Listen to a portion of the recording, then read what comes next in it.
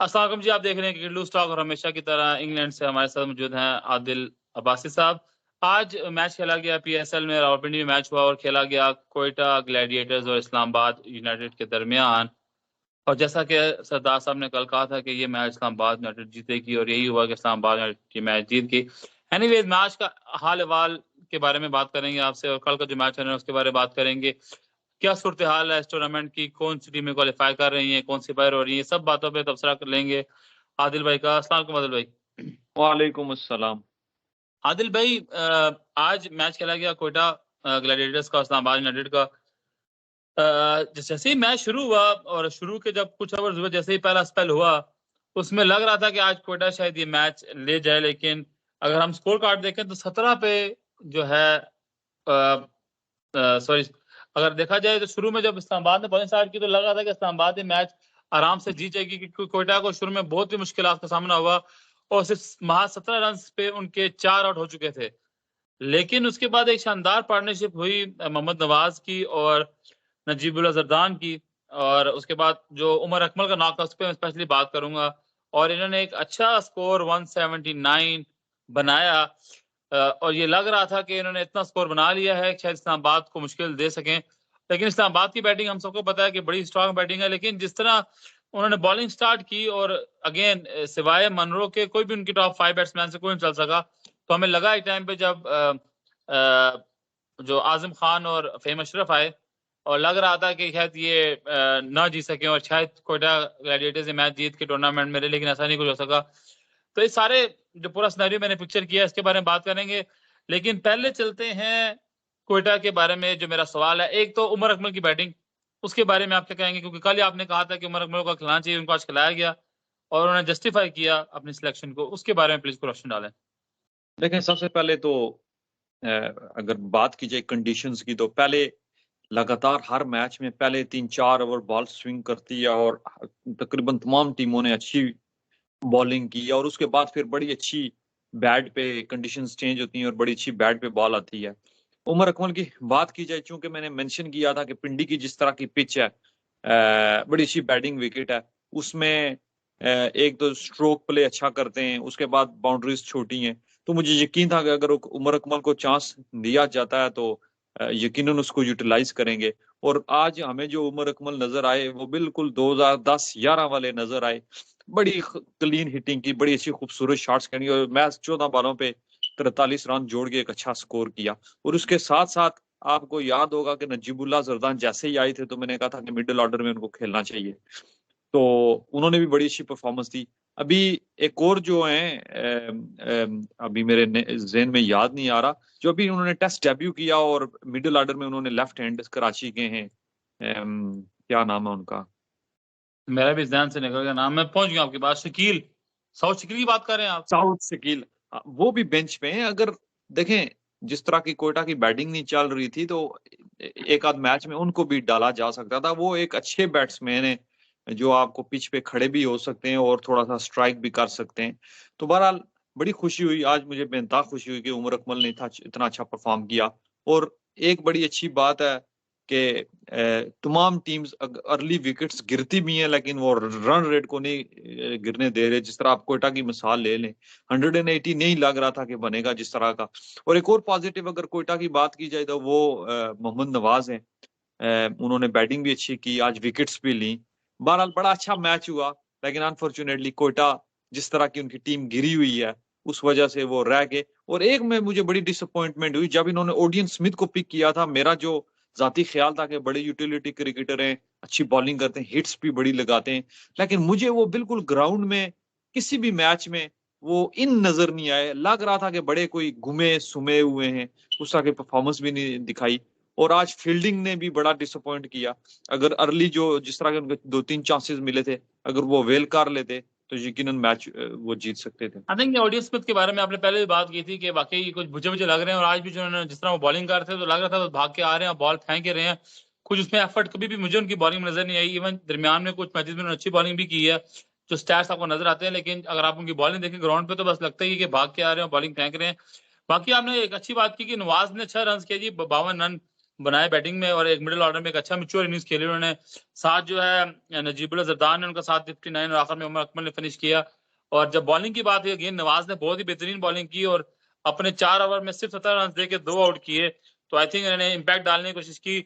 और अगर आप देखें शुरू में इस्लामाबाद को भी बहुत मुश्किलें हुई शुरू के जब उनके पहले 3 आउट हो गए, सॉरी 2 आउट हो गए, उसके बाद एक अच्छी पार्टनरशिप लगी।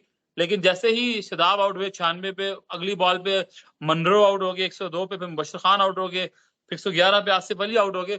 जब आसिफ अली आउट हुए 6 आउट हो चुके थे उस टाइम पे, तो लग रहा था कि शायद कोयटा यहाँ से मैच जीत जाए। लेकिन अगेन मैं तारीफ करूंगा आजिम खान की। आजम खान ने आज बिल्कुल ही जो उनकी पिछली इनिंग से उसे बिल्कुल ऑपोजिट तरीके से बैटिंग की।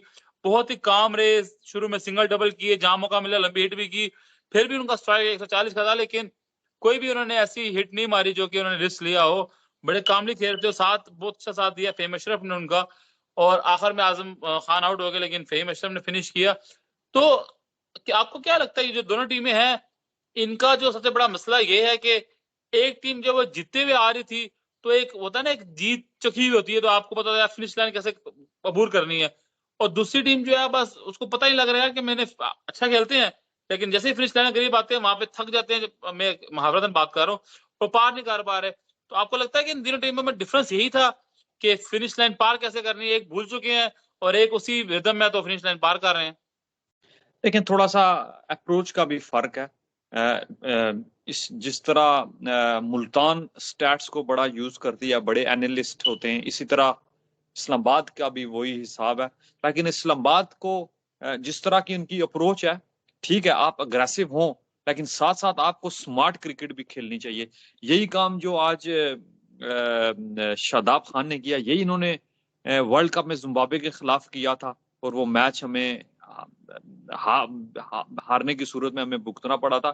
इसी तरह जब आज एक अच्छे स्कोर लगा हुआ है, तो आपको रन अप बॉल चाहिए, तो आपको स्मार्ट क्रिकेट वहां खेलनी चाहिए थी। इसी तरह आसिफ अली आए, अच्छा शादाब खान आउट हुआ, मनरो ने एक दफा फिर अटैक करते हुए वो विकेट गंवा बैठी। बहरहाल आजम खान चूंकि क्रीज पे मौजूद थे, और आजम खान की आप शुरू में अगर देखें तो रन अप बॉल था, बल्कि रन अप बॉल से भी कम था, क्योंकि उन्होंने असल में अग्रेसिव के साथ साथ आपको सिचुएशन को भी अडॉप्ट करना चाहिए। जिस तरह आजम खान ने यकीनन वो अग्रेसिव बैट्समैन है, लेकिन बाद में उन्होंने सिचुएशन के मुताबिक क्रिकेट खेली, सेट हुए और फिर शॉट्स लगाई।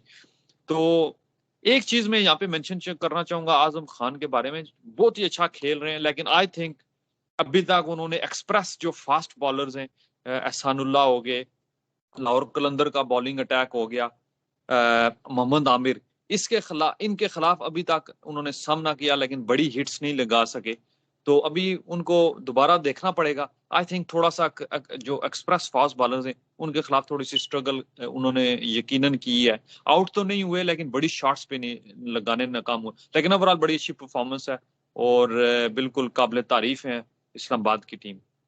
और इस्लामाबाद तक की हम पॉजिटिव बातें करें, थोड़ी नेगेटिव थोड़ी बात कर लेते हैं, थोड़ी उनकी जो कमियां हैं। एक तो मुझे कमी, आपने बिल्कुल अच्छी बात की, शादाब खान की बॉलिंग भी बड़ी उनकी एवरेज बॉलिंग रही।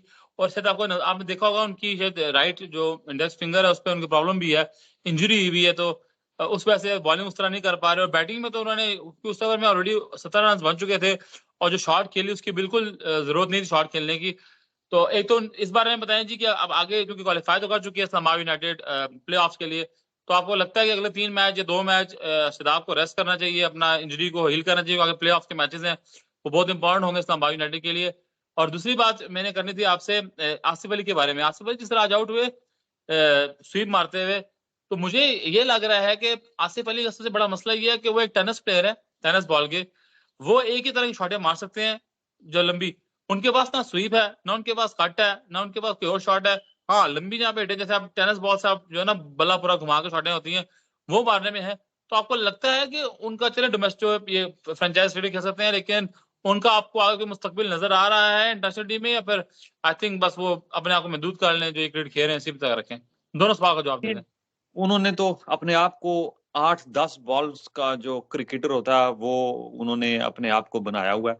इसी तरह जब पाकिस्तान टीम में थे, पाकिस्तान टीम ने भी और मैनेजमेंट में ने भी उन्होंने 8-10 बॉल्स का जो प्लेयर था, बहुत दफा उनको ये विकेट्स गिरी और चांस भी मिला, लेकिन वो उसको यूटिलाइज नहीं कर सके। और इनकी आप अप्रोच देखें कि 1-2 छक्के लगा के फिर वो जो मैच खत्म हुआ तो उन्होंने वो वीडियो बना के और कोई साढ़े लाख खिदमत। सो इस आसिफ तरह Ali, remember the name. Remember the name और इस तरह की बातें। और मेरे ख्याल में जिस तरह आजम खान खेल रहे हैं वो आसिफ तरह के बिग हिटर हैं इसी तरह, लेकिन वो ग्राउंड के चारों तरफ खेलते हैं। ये इंटरनेशनल में आप जब जाते हैं, अगर आप वन डायमेंशनल प्लेयर हैं तो आपका बहुत लंबा अरसा या अच्छी परफॉर्मेंसेस चलना बड़ा मुश्किल मुश्किल होता है है, जिस क्या? तरह हमने देखा भी है। तो आसिफ अली ने अगर इंटरनेशनल लेवल पे क्रिकेट खेलनी है तो उनको वन डायमेंशनल नहीं बल्कि ऑफ साइड पे भी शॉटें लगाने पड़ेंगी।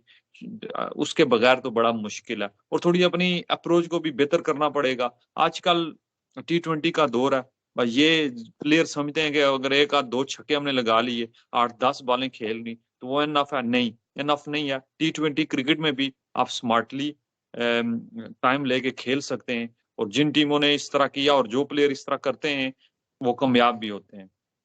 और शदाब खान के बारे में कहेंगे, उनकी फिंगर में इंजरी है, उनको आगे रेस्ट लेना चाहिए, क्योंकि आज भी उनकी बॉलिंग बहुत ऑफ नजर आ रही थी। मेन वजह मुझे नजर आती है कि उनकी जो इंजरी है उससे वो प्रॉपरली परफॉर्म नहीं कर पा रहे। उनको एक आध 2 बिल्कुल, मैच रेस्ट करना उन्होंने चाहिए उनको। खुद भी अपनी जो परफॉर्मेंस अच्छी ना होने का जब तज़किरा उन्होंने किया तो उन्होंने यकीनन अपनी इंजरी का जिक्र किया कि मैं पूरी तरह हील नहीं हुआ। आगे एशिया कप भी आ रहा है, उसके बाद वर्ल्ड कप भी है और हमें बड़ी यकीनन शादाब खान की जरूरत होगी उसमें। अगर वो हील नहीं हो रहे तो यकीनन उनको रेस्ट करनी चाहिए। लेकिन उनकी जगह कैप्टन कौन होंगे इस्लामाबाद यूनाइटेड के, मुझे इस चीज का कोई अंदाजा नहीं आसिफ है। Ali, Asif Ali, remember the name.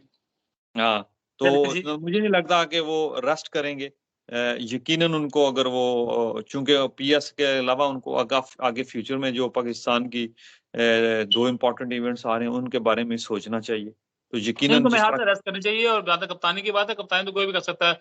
रुमान rice जो है वो डोमेस्टिक में कप्तानी करते रहे हैं, हसन अली कप्तानी करते रहे हैं, कोई भी उनकी जगह जो एक आध मैच के लिए कप्तानी ले सकता है। मेरा साथी ख्याल है कि उनको सॉरी रेस्ट करना चाहिए, क्योंकि बहुत जरूरी है। जैसा आपने कहा कि आगे इंटरेस्टिंग कमिटमेंट्स भी हैं और शदाब खान हमें चाहिए लॉन्ग टर्म के लिए। इवन अगर हम PSL की फ्रेंचाइज की बात करें तो ऑनर्स को ये सोचना चाहिए कि आगे प्ले ऑफ के मैचेस बहुत इंपॉर्टेंट होंगे, तो इनको रेस्ट कराएं कि प्ले ऑफ में और जो आगे 2-3 मैचेस हैं ये टूर्नामेंट, क्योंकि आपको पता है कई बड़ी टीमें बहुत अच्छा परफॉर्म करते हुए आती है, लेकिन वो प्ले ऑफ में मैच हार जाए तो आपका पूरा टूर्नामेंट जो मेहनत सारी आपने की हुई है 10 मैचेस में जाया होती है। एनीवेज चलते हैं पॉइंट टेबल की तरफ। लाहौर कलंदर, इस्लामाबाद यूनाइटेड टॉप 2 पे, दोनों ही टीमें जो है वो क्वालिफाई कर चुकी हैं। जैसे हमने टूर्नामेंट से पहले बात की थी कि शायद ये 2 टीमें क्वालिफाई करेंगी। जो डिसअपॉइंट किया है वो आई थिंक कराची किंग्स ने किया है। उनका आई थिंक सफर ऑलमोस्ट खत्म हो चुका है और आज जो ये मैच हारे हैं कोयटा ग्लैडिएटर्स, इनका भी नजर यही आ रहा है कि शायद सफर खत्म हो चुका है। कल जो मैच खेला जा रहा है वो खेला जा रहा है कराची किंग्स और कोयटा ग्लैडिएटर्स के दरमियान। बहुत ही कह लें कि ऑब्वियसली क्रिकेट कहते हैं कि नाम ही इसी बात के कुछ भी हो सकता है, लेकिन बहुत ही नैरो चांसेस हैं कि इनमें से कोई टीम क्वालिफाई करे। लेकिन कल अगर खुदा ना खास्ता कराची हारती है तो फिर तो बिल्कुल ही उनका पत्ता कट जाएगा। लेकिन अगर कल वो मैच जीतती है तो शायद फिर कोई, अगेन क्रिकेट है, कुछ भी हो सकता है। लेकिन कल का मैच उन 2 टीमों के दरमियान जो कि बॉटम 2 की हैं, तो किसको आप देख रहे हैं कि कल कौन जीतेगी? क्या आपका क्या तजज़िया आपका? देखें, कराची ने अभी तक जितनी भी क्रिकेट है वो कोयटा से बेहतर क्रिकेट खेली है। जिस तरह हमने बार बार मेंशन किया कि बड़े क्लोज मैचेस उन्होंने आ रहे हैं, बैटिंग भी उन्होंने अच्छी की है, कई मैचेस में बॉलिंग भी उन्होंने बेहतर की है ओवरऑल कोयटा। तो मेरे ख्याल में तो कोयटा को ही मैं फेवर करूंगा। बहरहाल उमर अकमल जिस फॉर्म में है, अगर उनको चांस मिलता है और इसी तरह की फॉर्म वो दोबारा दोहराते हैं तो वो सिंगल हैंडली भी वो अपनी टीम को मैच जितवा सकते हैं। और कोटा के लिए सबसे जो मैं समझता हूँ कि जो नेगेटिव चीज है वो इफ्तिखार अहमद का आउट ऑफ फॉर्म होना है, क्योंकि उन पे बहुत ज्यादा वो रिलाई कर रहे थे। पर कल मेरे हिसाब में तो कराची की टीम को मैं फेवरेट समझता हूँ। ठीक है, आती है दरमियान ने गलती कर दी। आप बात कराची कर रहे थे लेकिन आप कोयटा का नाम मेंशन किया, तो आप ये कह रहे हैं कि कराची जो है वो बहुत क्लोज मैच हारी है और बेहतर क्रिकेट खेलती हुई आ रही है, तो आप कराची को कोयटा से बेहतर समझते हैं। चलें, अगेन मेरा जैसे कल हमारे बासित भाई ने जो हमने वीडियो उनका वॉइस नोट चलाया भी था कि मुझे खुद इनकी जो प्री टूर्नामेंट जो बातें हैं, मुझे वो कराची से वैसे भी कोई खास मोहब्बत नहीं है। तो और क्लैरिटी जिस तरह आज मैच खेली है, कल भी इस तरह मैच खेलती है और थोड़ा सा बेहतर बॉलिंग करती है, तो मेरे हाथ से कल वो मैच डेफिनेटली कराची को हरा सकते हैं। तो कल देखते हैं, मैं जाऊंगा ग्लैडिएटर्स के साथ। इंशाल्लाह देखते हैं कल क्या होता है। कल ही मैच रावलपिंडी में हो रहा है, तो आई होप फुल क्राउड हो और एक अच्छा पिंडी वालों को मैच देखने को मिले। चलें जी, अपना रखिएगा, बहुत बहुत ख्याल, जिंदगी रही तो फिर होगी मुलाकात। अल्लाह हाफिज जी। अल्लाह हाफिज।